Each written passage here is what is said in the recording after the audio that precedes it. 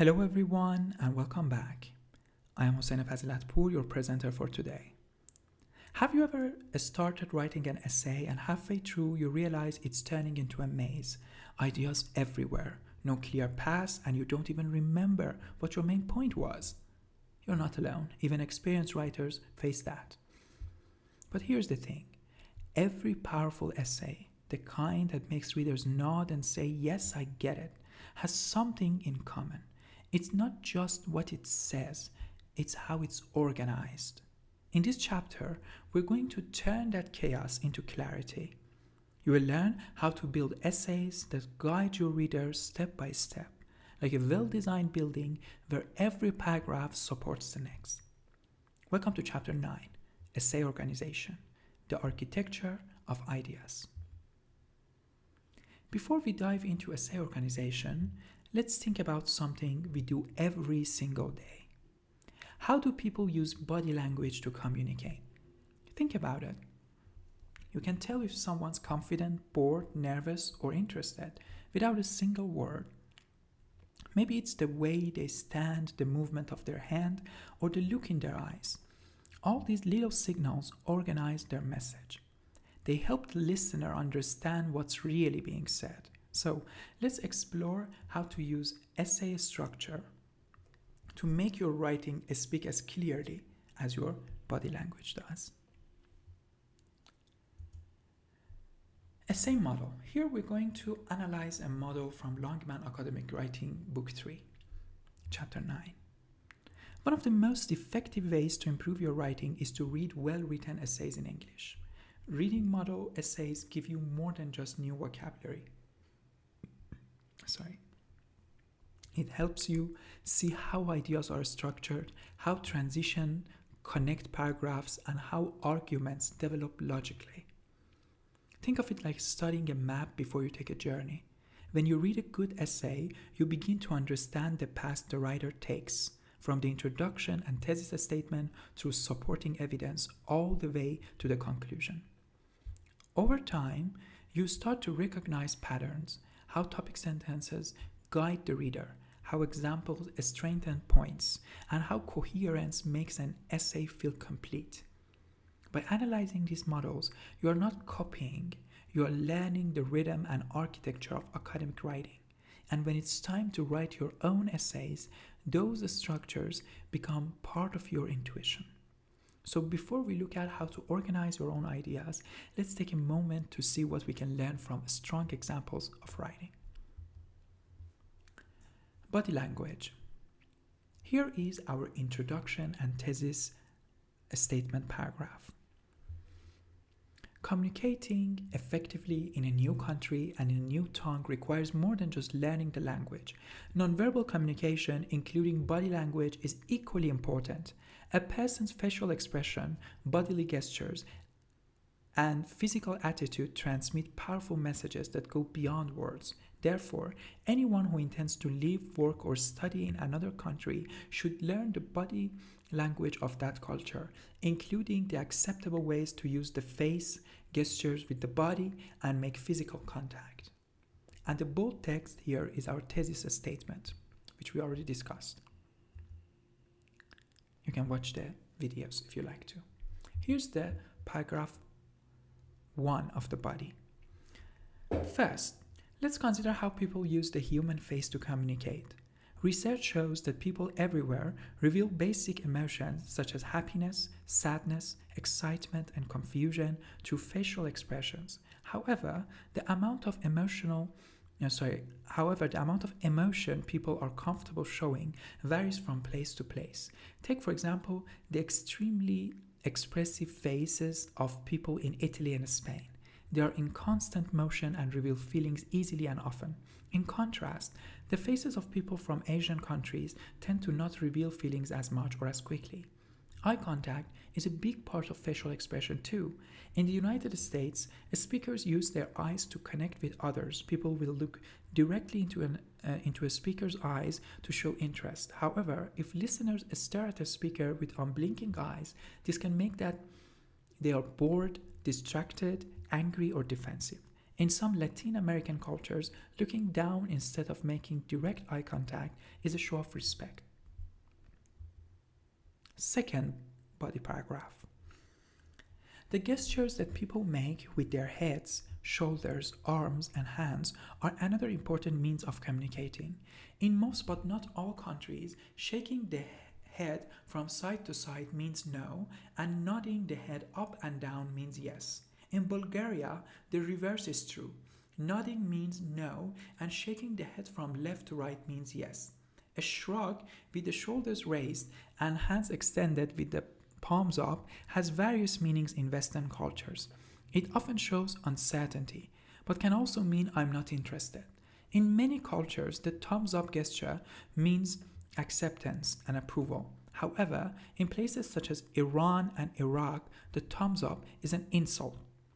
Similarly, in North America and many European countries, raising the hand with the thumb and index finger together so that they form the letter O means everything is okay. However, in France and Belgium, the gesture means zero or worthless. In Japan, the same gesture symbolizes money. In Russia, Brazil, and Turkey, it is an insult. Clearly, typical gestures that people use every day can cause major misunderstandings depending on where and how they are used. Third body paragraph. In addition to facial expressions and gestures, physical contact, or the lack of it, is a key aspect of body language. Interestingly, people from the United States are thought of as open and friendly, but their body language may give the opposite message. Americans often seem cold and remote to people from other cultures because they prefer to keep their distance. They like to have approximately 2 to 3 feet of personal space around them. When individuals from other countries come too close, Americans tend to step back until they have enough distance to feel comfortable again. In addition, Americans will briefly shake and then release the hand of a man or woman that they are meeting for the first time. They rarely kiss someone in public. They rarely kiss someone in public unless they have a close relationship with the person. In addition, unless they are romantically involved, Americans rarely hold hands in public. A lack of awareness about the rules of physical contact can give the wrong impression of Americans and have a negative effect on cross-cultural communication. And the conclusion. In short, body language is an important form of communication that varies from place to place. When people travel, they should not presume that the rules for body language in their home culture apply everywhere else. In fact, just as people focus their attention on grammar and vocabulary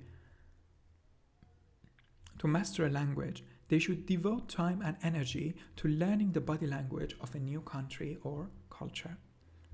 Now let's move forward with some questions about the model.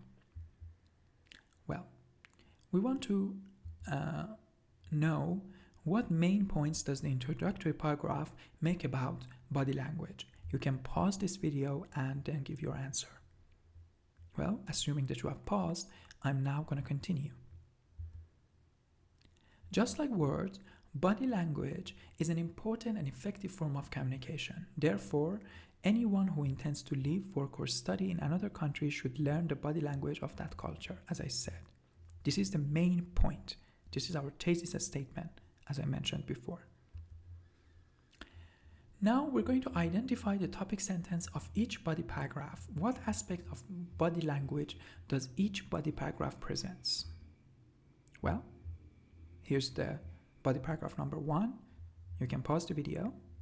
Now I'm going to reveal the answer. Here is our thesis, our topic sentence.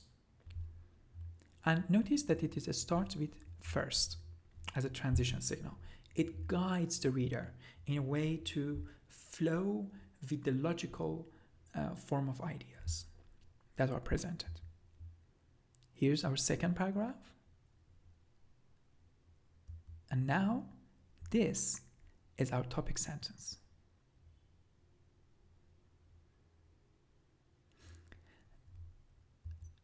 Now let's move forward. Body paragraph 3. Find the topic sentence.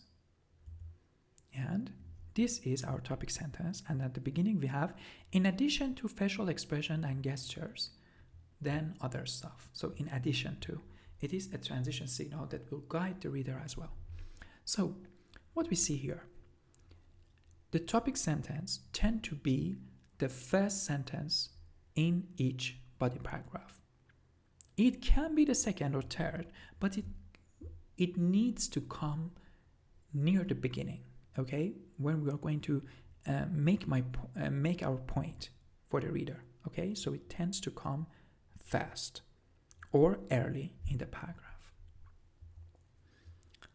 So what is the main pattern of organization that the essay uses? Is it logical division of ideas, process order, or comparison contrast? What do you think? Well, the essay uses logical division of ideas. Now, let's talk a little bit about vocabulary.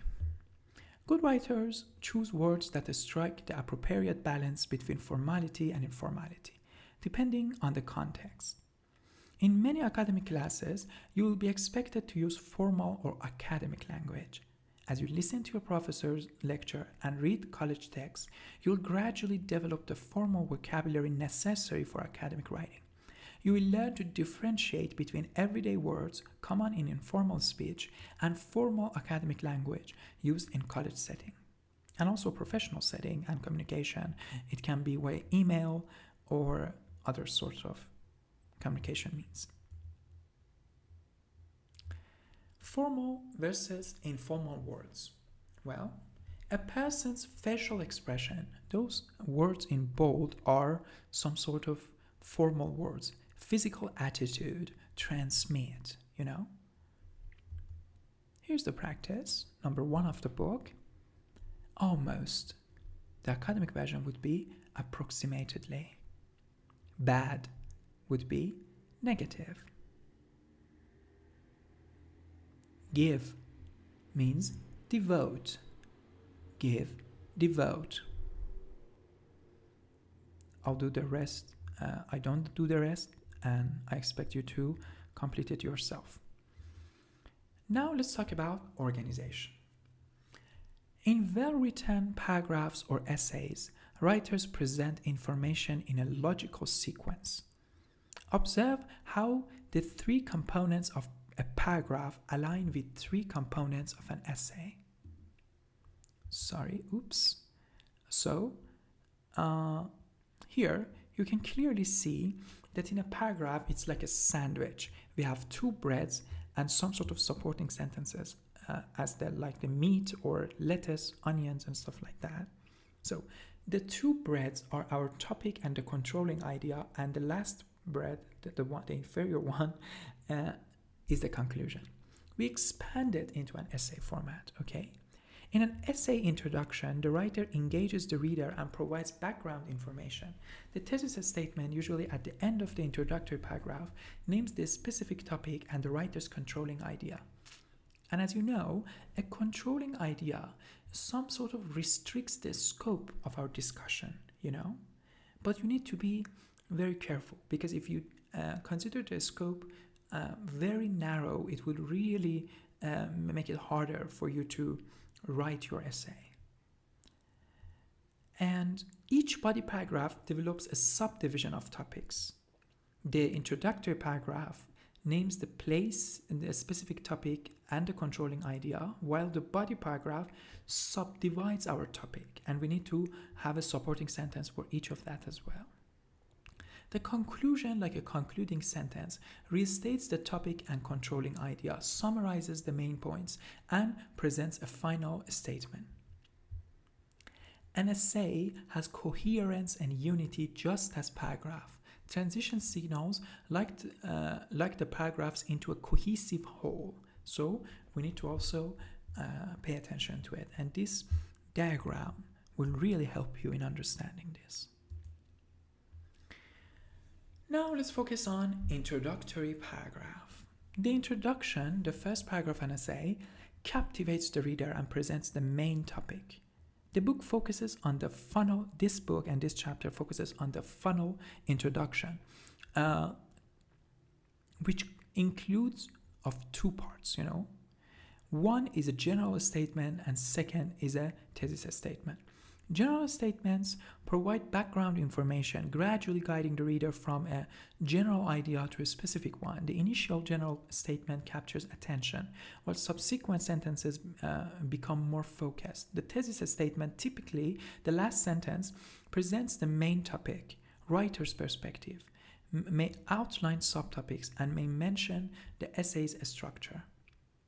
Let's revisit the introductory paragraph on page 199 and 200 of the book, and as you said, as you saw it in the video, and observe how the sentences transition from effective communication in a new country to nonverbal communication, specifically body language, and finally to the essay's specific topic, the three key types of body language. The first sentence introduces the general topic, effective communication in a new country.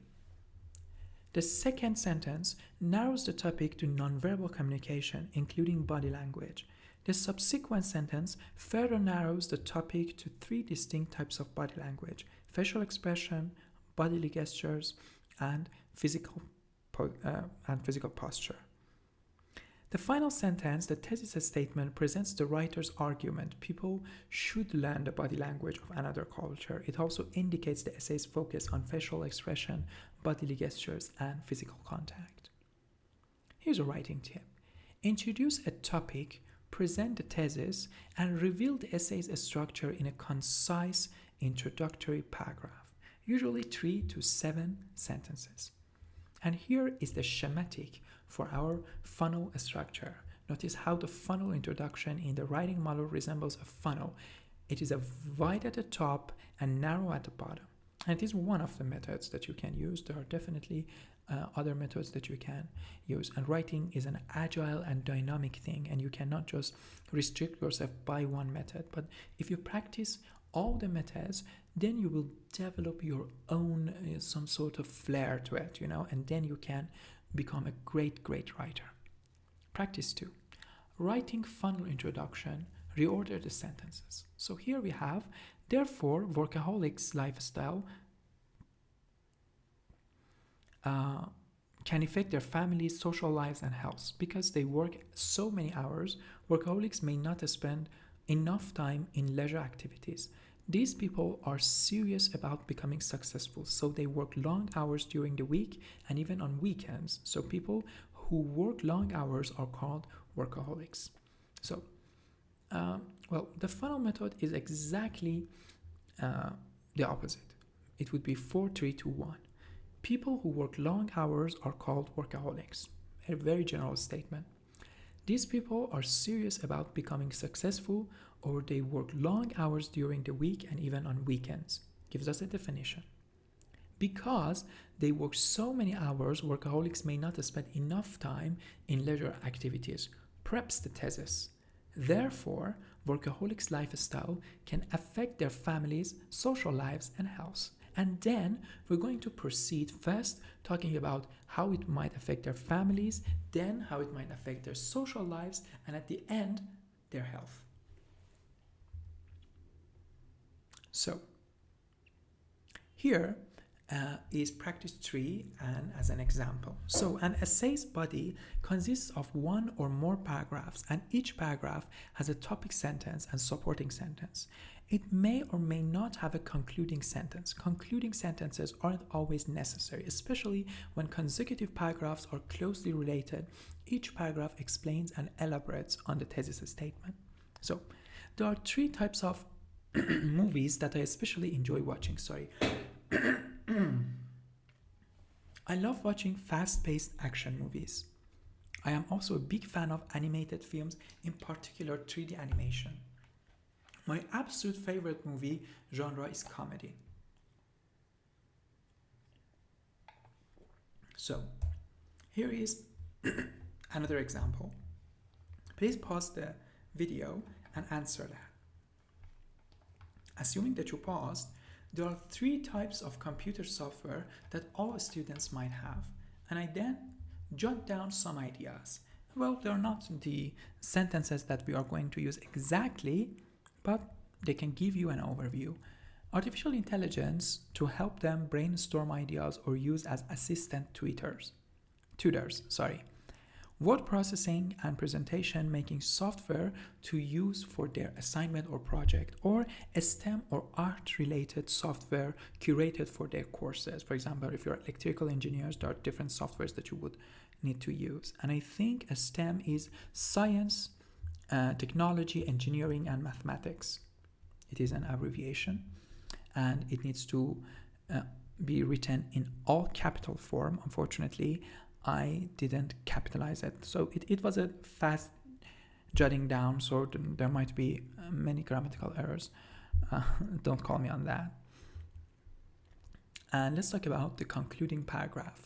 The concluding paragraph, the last paragraph of an essay, serves three purposes: signaling the end, reminding the reader of the essay's main points, and leaving the reader with the writer's final thoughts. In the first part, repeat the thesis statement in different words or summarize the main points. This may require one or more sentences. In the second part, add a final comment, such as an opinion, recommendation, judgment, or prediction. Ensure the comment is clearly related to the essay's information. Refer to the concluding paragraph on page 200 on the book to see how the writer accomplishes these purposes. The writer uses the transition phrase "in short" to signal the end of the essay. The writer restates her message about the body language, emphasizing its importance and variability across cultures. And the writer concludes by suggesting that people should learn body language as they learn grammar and vocabulary in a foreign language. Now let's talk about pre-writing and organization. Pre-writing and organization is very, very important. In this step, you choose a topic and gather supporting ideas and details. You can gather information by listing, clustering, free writing, journaling, interviewing, and researching. We talked about listing and clustering in our previous videos, and also free writing.